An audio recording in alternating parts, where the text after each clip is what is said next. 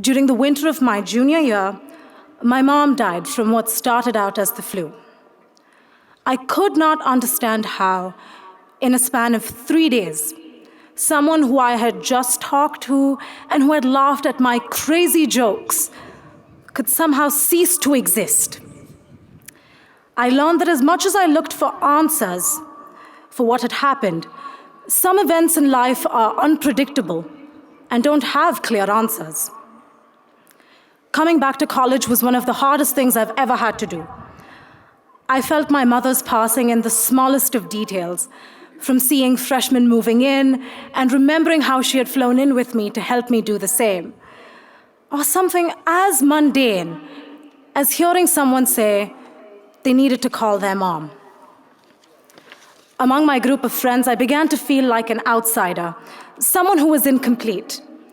And to be honest, there are still times that I feel that way. But I had to accept that this was my new reality.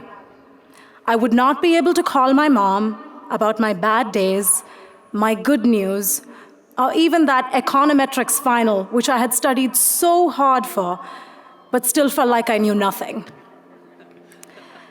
It was in one of those moments when I was emotionally at my lowest and really did not feel like facing college every single day that I understood that I had to let people in. I had been fiercely independent to the point where it was a source of pride for me not to ask for help. But I needed help. That was how I found another dimension to Cal, the people. People who I had never before approached for any kind of personal assistance helped me in such unexpected and touching ways. My professors, teaching assistants, and academic advisors opened their doors and opened their hearts, sometimes even sharing personal stories of loss with me. They helped me meet deadlines, plan my life, and sometimes just have a good cry in their office.